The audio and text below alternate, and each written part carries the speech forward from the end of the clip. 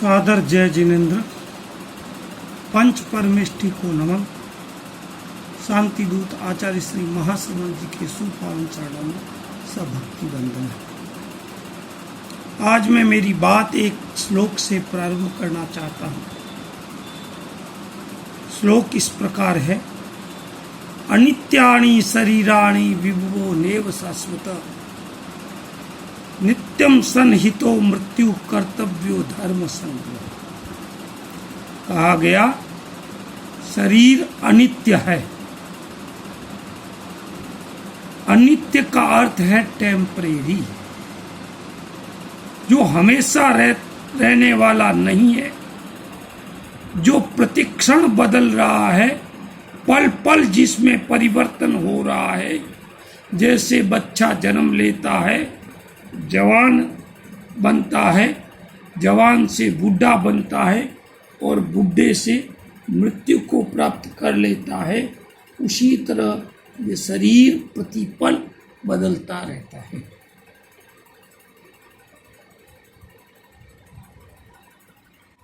हम इस संसार में टिके हैं, किसके बल पर टिके हैं?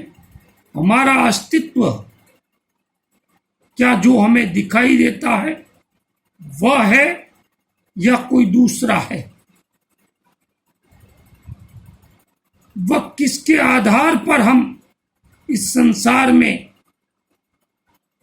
अपने अस्तित्व को बता रहे हैं?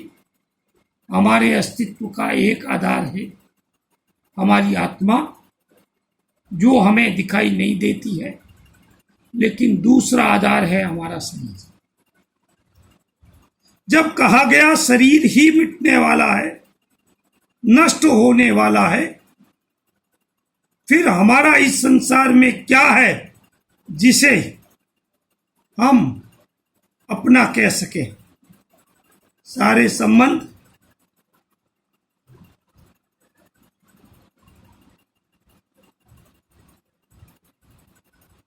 शरीर से जुड़े हैं। शरीर खत्म, सारे रिश्ते खत्म, सारा खेल खत्म। संसार में जो भी वैभव है, धन दौलत, परिवार है, व्यापार है,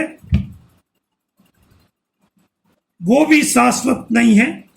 उनका संयोग हुआ है तो एक दिन में अवश्य ही उनका वियोग होगा, वो छूट जाएंगे। इनको अपना मानना भी बहुत बड़ी भूल है, गलती है। तीसरी बात, मृत्यु प्रतिपल हमारे निकट आ रही है।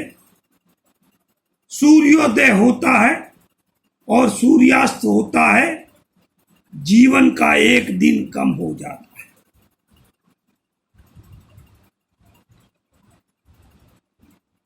जिंदगी का एक एक मिनट, घंटा, दिन, महीना, वर्ष बीत रहे हैं। आयुष्य कम होता जा रहा है और जब आयुष्य पूरा हो जाएगा तो हमारी निश्चित ही मृत्यु हो जाएगी। कभी कभी तो व्यक्ति की अकाल मौत भी हो जाती है।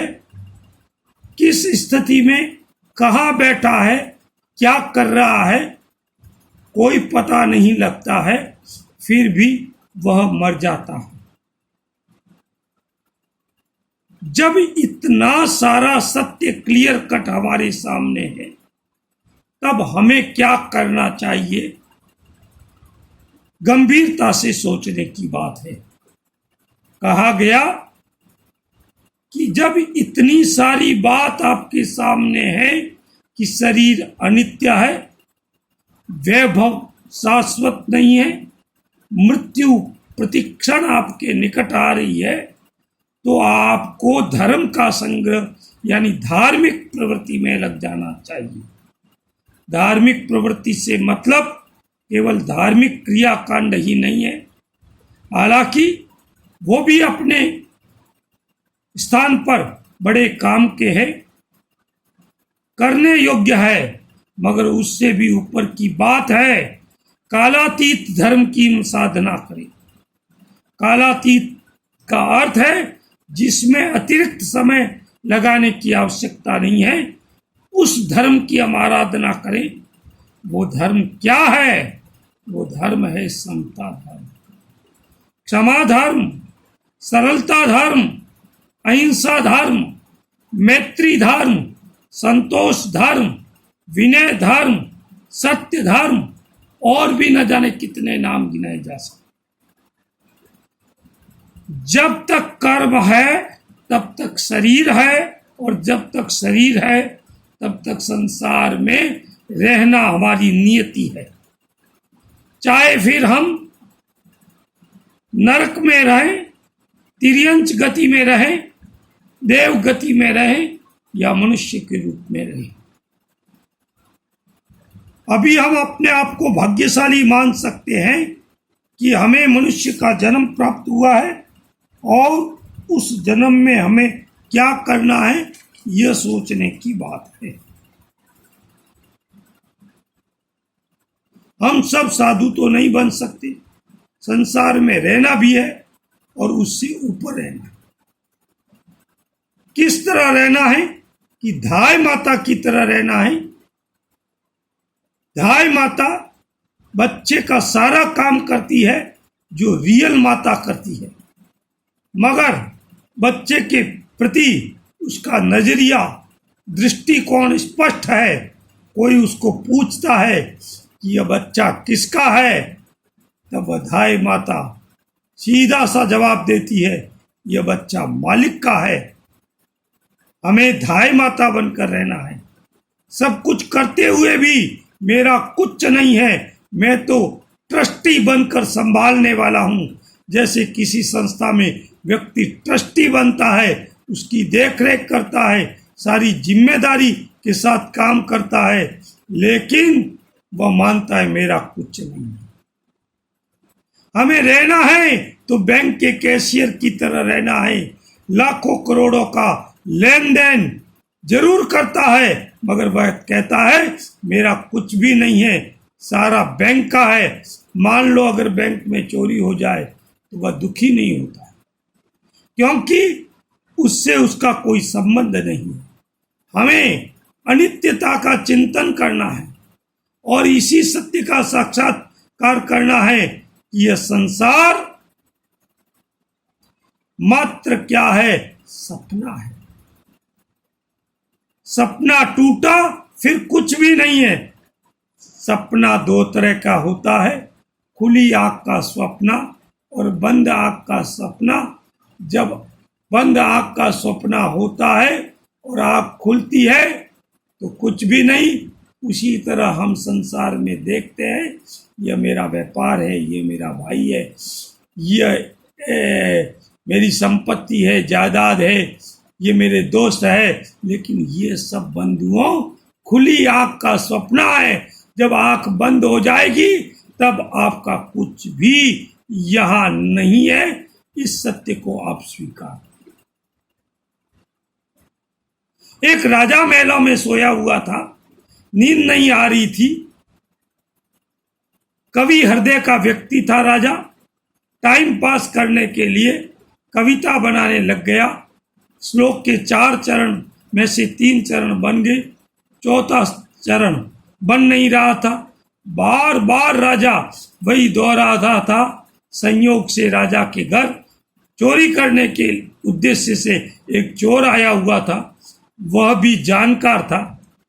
उसने बार बार यह कविता सुनी तो उसने रहा नहीं गया और अपना प्रयोजन तो भूल गया, और उसने कविता की 4थे चरण की पूर्ति करते हुए कहा, सम्मीलने नयनयोर्नहि किंचिदस्ति। अर्थात हे राजन, माना कि तुम्हारे पास सुंदर रानियां हैं, अनुकूल भाई बंधु है, सगे संबंधी है, नौकर चाकर है, हाथी घोड़ा आदि चतुरंगिणी सेना है, मगर इसमें गर्व करने जैसी कोई बात नहीं, क्योंकि यह सब खुली आंख का सपना है, और जब आंख बंद हो जाएगी तो आपका कुछ भी नहीं होगा। राजा ने ज्यों ही सुना, राजा के भीतर की आंख खुल गई और नया जीवन का दर्शन मिल गया।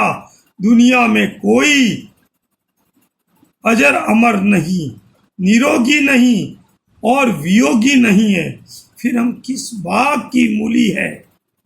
6 खंड का मालिक चक्रवर्ती भरत ने भी तो ये व्यवस्था कर रखी थी। 1 घंटे के समय बीतने पर घंटा बजता था, इसलिए कि जीवन का अमूल्य 1 घंटा व्यतीत हो गया है। इसमें मैंने क्या करणीय काम किया है और क्या अकरणीय किया है, क्या अच्छा किया है और क्या बुरा किया है। तो हम बस महावीर का जो संदेश है, उठिए नो पमाइए, उठो प्रमाद मत करो, जगकर जीवन का सदुपयोग कर सफल बनाने का प्रयास करो, यही मात्र करने योग्य है। इसी आशा और विश्वास के साथ ओम अरहम।